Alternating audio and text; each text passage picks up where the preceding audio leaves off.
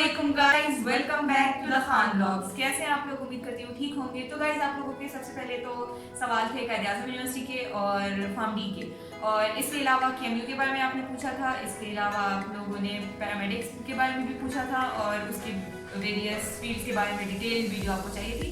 तो इस वीडियो में हम लोग ये चंद पॉइंट्स डिस्कस करने जा रहे हैं। तो सबसे पहले हम लोग शुरू करते हैं फार्म-डी से और कायद-ए-आज़म यूनिवर्सिटी से, जिसकी स्टूडेंट को मैंने यहाँ पे बिठाया हुआ है ज़बरदस्ती लाके कि वो आप लोगों को बता दें। और एक और बात कि कायद-ए-आज़म यूनिवर्सिटी के ऑफिशियल वेबसाइट का लिंक और केएमयू के ऑफिशियल वेबसाइट का लिंक मैं डिस्क्रिप्शन में दे दूंगी, तो जिनको नहीं मिल रहा वो वहाँ से देख लीजिएगा। अब हम लोग चलते हैं कायद-ए-आज़म की स्टूडेंट की तरफ, जो कि आपको फार्म-डी के बारे में बताएंगी और कायद-ए-आज़म यूनिवर्सिटी के बारे में बताएंगी।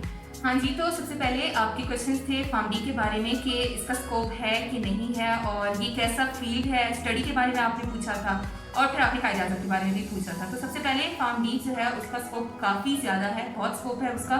प्राइवेट सेक्टर में भी, गवर्नमेंट सेक्टर में भी आप ड्रग इंस्पेक्टर लग सकते हैं। गवर्नमेंट सेक्टर में हॉस्पिटल में आप जो है हॉस्पिटल फार्मासिस्ट लग सकते हैं, टीचिंग हॉस्पिटल जो गवर्नमेंट के होते हैं। इसके अलावा आप ड्रग रेगुलेटरी अथॉरिटी में भी लग सकते हैं, आपको वहाँ पे भी जॉब मिलेंगी।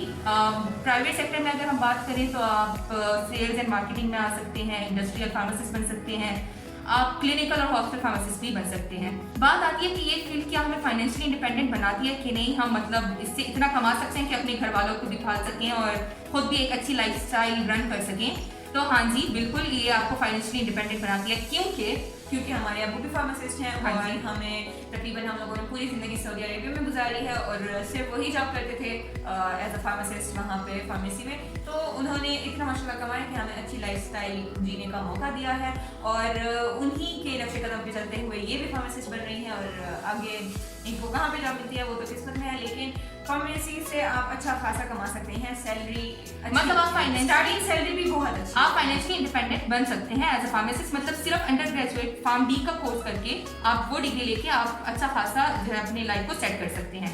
तो जो लोग कहते हैं कि फार्मेसी का स्कोप नहीं है वो बिल्कुल झूठ बोलते हैं। फार्मेसी का बहुत ज्यादा स्कोप है। मेन बात सिर्फ ये आती है कि आप फार्मेसी पढ़ के मतलब इंटरेस्ट से पढ़ रहे हैं या जबरदस्ती घुस के पढ़ रहे हैं। अगर आपका इंटरेस्ट है तो आप बहुत ज्यादा इस फील्ड में आगे जा सकते हैं, बहुत जो है इज्जत कमा सकते हैं और बहुत नॉलेज कमा सकते हैं। और रही बात एक और मेन पॉइंट जो कि हर फील्ड में आपको चाहिए होता है, हार्डवर्क। अगर आप एमबीबीएस कर रहे हैं, आप बीडीएस कर रहे हैं, आप फार्मेसी कर रहे हैं, आप बायो एंड टेक कर रहे हैं, आप कोई भी बीएस फील्ड में जाएं, हार्डवर्क के बगैर आप उस फील्ड में जीरो होंगे। Hard work is the key to success. Hard work नहीं करेंगे तो आप किसी भी जगह कामयाब नहीं हो पाएंगे। हाँ जी बिल्कुल, और इसके अलावा इंटरेस्ट भी उस फील्ड में आपका बहुत जरूरी है। फार्मेसी के कोर्स की बात करते हैं। फार्मेसी के जो सब्जेक्ट्स हम पढ़ते हैं उसमें केमिस्ट्री भी होता है, बायोकेमिस्ट्री, ऑर्गेनिक केमिस्ट्री, उसमें एनाटॉमी, फिजियोलॉजी, इसके अलावा बहुत सारे सब्जेक्ट्स हैं। अगर मैं अभी सारे के नाम सबसे, हाँ जी, मैथ्स ही आप पढ़ते हैं क्योंकि जो प्री मेडिकल के स्टूडेंट्स होते हैं वो तो हम मैथ्स पढ़ के नहीं आए होते हैं, तो उनके लिए एक न्यू बात होती है। कंप्यूटर भी आप पढ़ते हैं, आप बहुत सारे सब्जेक्ट्स पढ़ते हैं।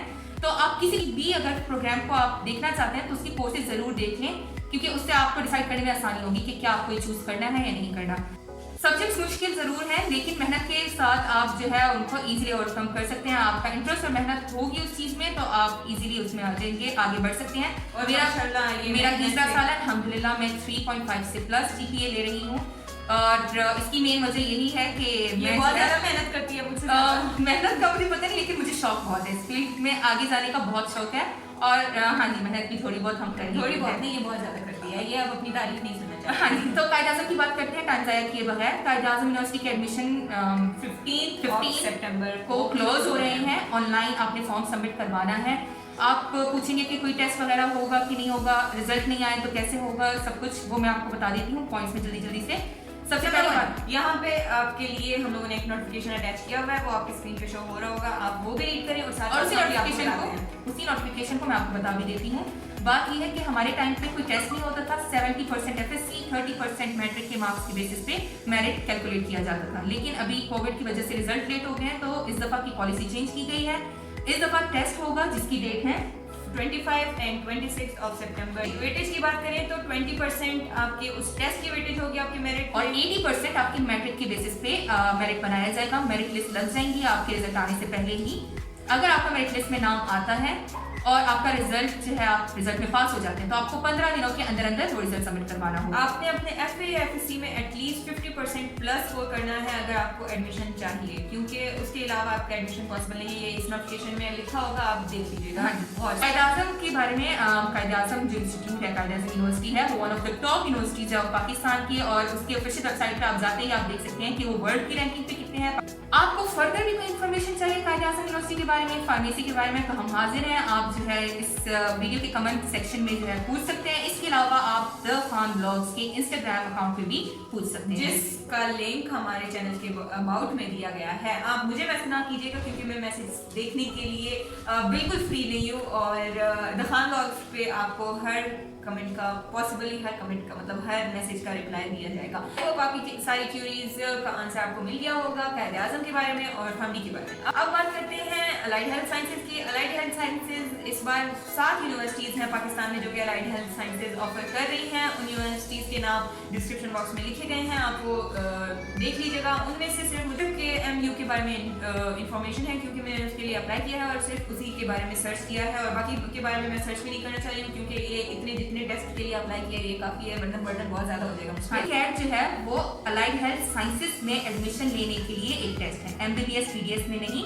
सिर्फ अलाइड हेल्थ साइंसेज के वेरियस प्रोग्राम्स, मतलब तकरीबन 16 प्रोग्राम्स हैं जिनमें एडमिशन लेने के लिए ये टेस्ट आपको देना पड़ेगा। और इसकी लास्ट डेट एडमिशन की टेस्ट के लिए एडमिशन की 20 सितंबर है, और टेस्ट की डेट वेबसाइट पे 3 अक्टूबर बताई जा रही है, लेकिन अभी डेट चेंज हो गई है, 10 अक्टूबर है टेस्ट की डेट। और जो लोग पूछ रहे हैं कि क्या हम लोग किसी और डोमिसाइल के साथ अप्लाई कर सकते हैं KMU के लिए, वो बिल्कुल अप्लाई कर सकते हैं। वहाँ पर डोमिसाइल के ऑप्शन में अगर लिखा हुआ होता है तो आप लोग अप्लाई कर सकते हैं। बाकी सेंटर्स जो है KPK के सारे डिस्ट्रिक्ट्स में है तकरीबन, और इस्लामाबाद में सेंटर है टेस्ट का।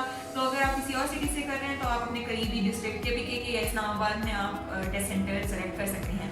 KMU के टेस्ट का कोर्स उन्होंने अपनी वेबसाइट पे बताया हुआ है, स्मार्ट सिलेबस का PDF आप डाउनलोड कर लें, वहाँ से आप कर सकते हैं। और टेस्ट में सिर्फ बायो, फिजिक्स और केमिस्ट्री का टेस्ट होगा। 100 मार्क्स का टेस्ट, 90 मिनट्स का टेस्ट होगा, यानी कि 1.5 आवर। और उसमें डिवीजन मुझे अब इतनी खास याद नहीं है, लेकिन यहाँ पे लिखी गई है कि बायो के कितने MCQs होंगे, फिजिक्स के कितने होंगे और केमिस्ट्री के कितने होंगे, प्लस कोई नेगेटिव मार्किंग नहीं होगी। एग्जैक्टली। तो आप अप्लाई कर लें, और अप्लाई करने की लास्ट डेट 20 सितंबर है, 20 सितंबर 2021। आप पूछ रहे थे अलाइड हेल्थ साइंसेज के वेरियस प्रोग्राम के अलग अलग स्कोप के बारे में, तो अगर हम हर एक का अलग अलग स्कोप बताना शुरू कर दें तो वीडियो की ड्यूरेशन काफी लंबी हो जाएगी, प्लस आपसे टेस्ट की डेट भी निकल जाएगी और आपको पता नहीं चलेगा। तो हम लोग आपको कुछ पॉइंट्स बता देते हैं जिसको आप अपने माइंड में रख के सर्च कर सकते हैं, और आपको पता चल जाएगा कि आपने किस चीज़ में अप्लाई करना है और कैसे अप्लाई करना है। सबसे पहले तो आपने देखना है कि किसी चीज़ का स्कोप कितना ज़्यादा है, वो आप देख लें।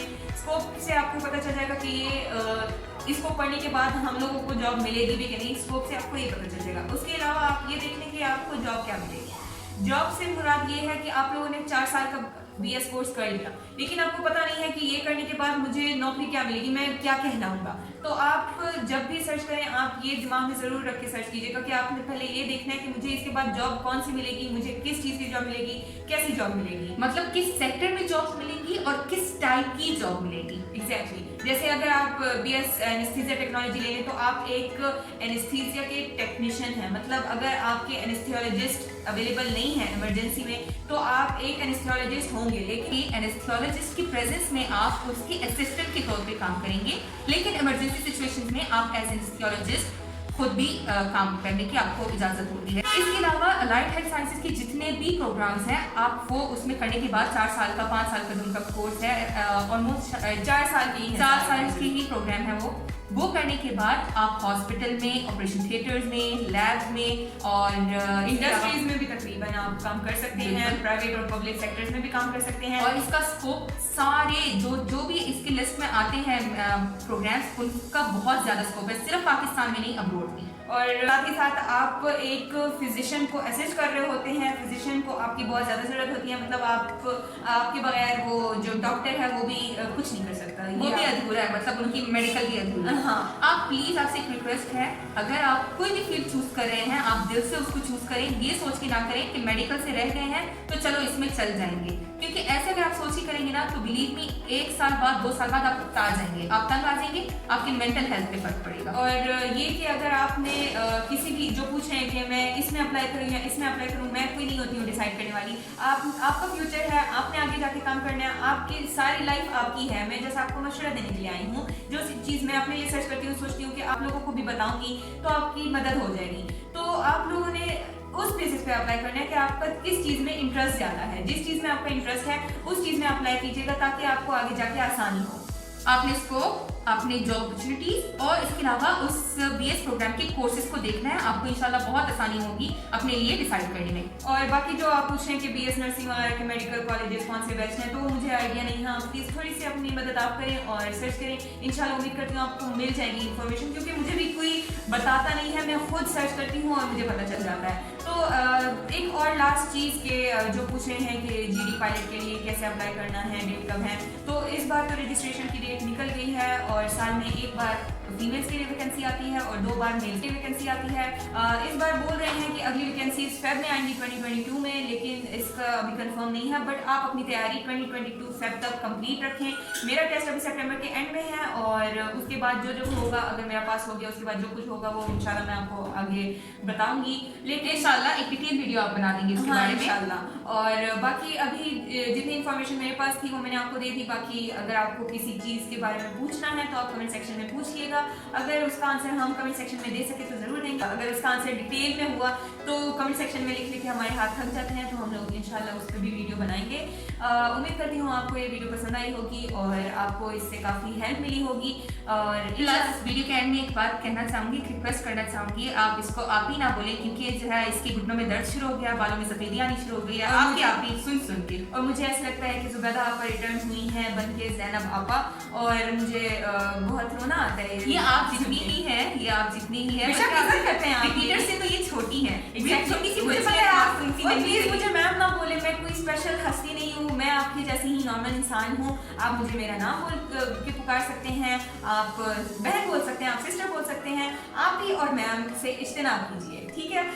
इंशाल्लाह मिलेंगे अगली वीडियो में, तब तक के लिए अल्लाह हाफिज। और लाइक, शेयर और सब्सक्राइब करना ना भूलिएगा। अल्लाह हाफिज।